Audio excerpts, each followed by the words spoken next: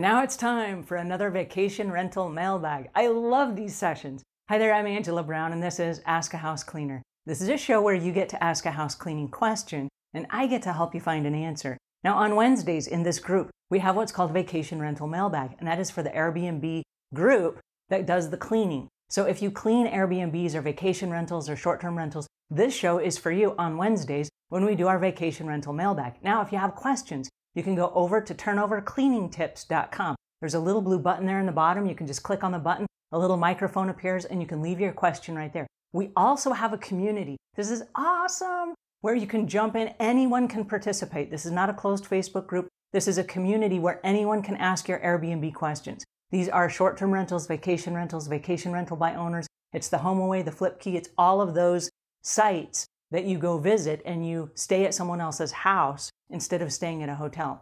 All right, turnovercleaningtips.com. And while you're there, check out our community.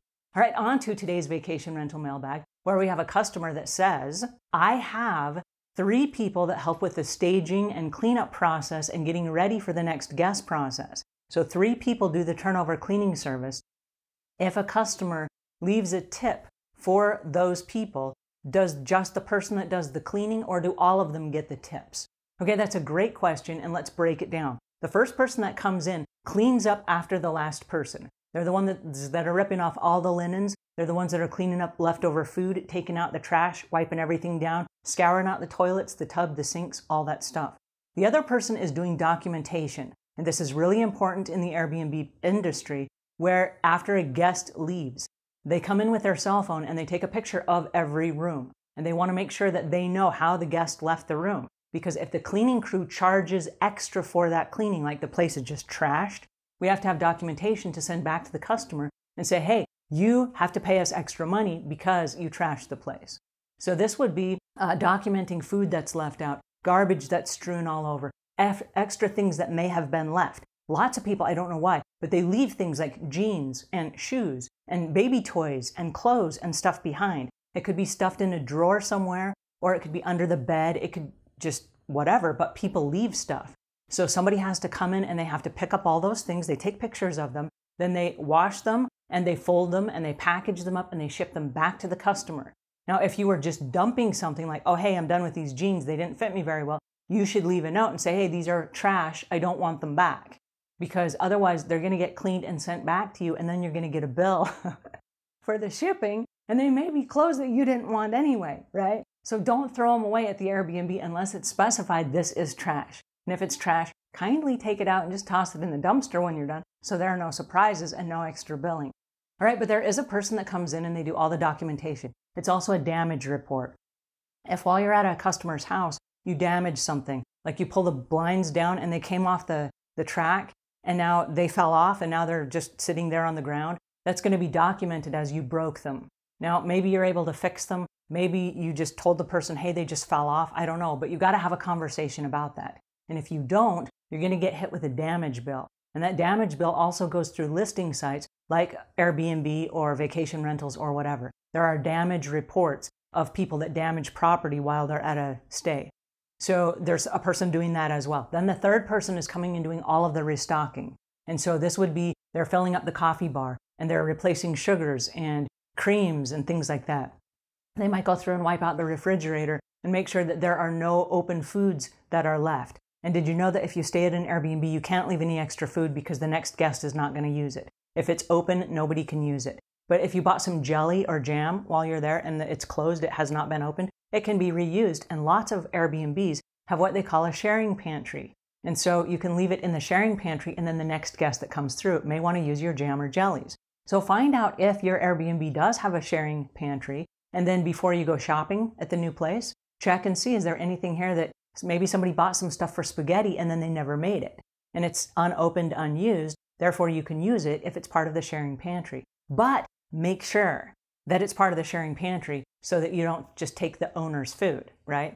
All right, so those 3 people are the people that are getting the place ready for the next person. Who gets the tips?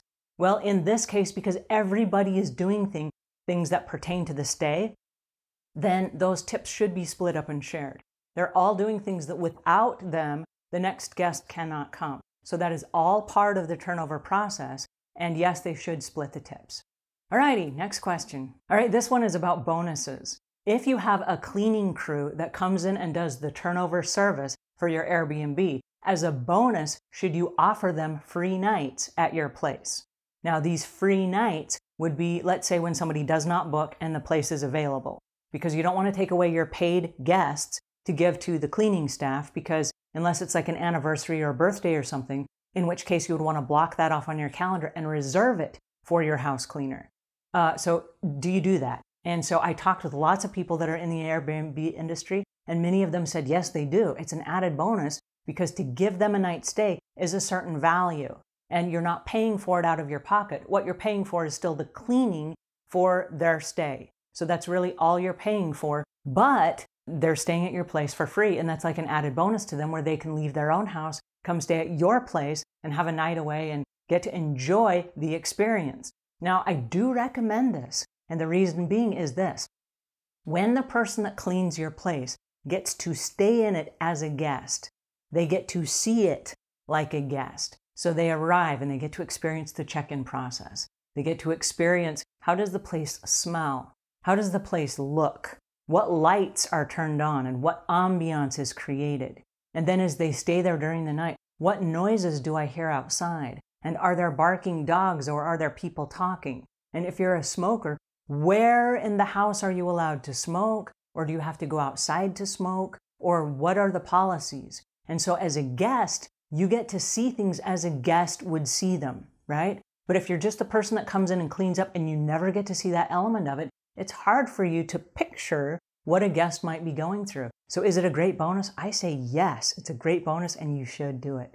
All right, our next question is a tag along to that question. And it's, if you do offer a free night stay to your cleaning staff, do you charge them a cleaning fee because you have to pay someone to clean it? Or do you pay them to clean it? Or do you come in and clean it up so that they can get the whole experience free of charge? That's a really interesting question. And it comes down to a couple of things. Your place still has to be cleaned, okay? It still has to be cleaned. It still has to have the turnover service. So if this is a gift, and it truly is a gift, then you can put a price on that gift. I'm going to gift you the night of the stay. That is your gift. Or you can say the whole experience is the gift, in which you get to stay for the night and the cleaning will be taken care of. So as the owner, you get to decide that. How generous do you want to be? Now then the next part of it is, do you want them to clean up when they're done? And I don't recommend that you do. I recommend you have someone else come in and clean up after this experience, because I don't want the end of their vacation to turn into a job. If they're coming like on their anniversary and they came to your place and they got to spend the night, I don't want them to spend the next day spending 3 or 4 hours turning the place over and restocking the place and cleaning up and vacuuming and mopping and all that stuff. That's not a very fun vacation, right? When you go on vacation, you just want to go and relax. So I would bring in someone else, or as the host, I would come in and I would clean it myself. I would make sure that that is just a gift.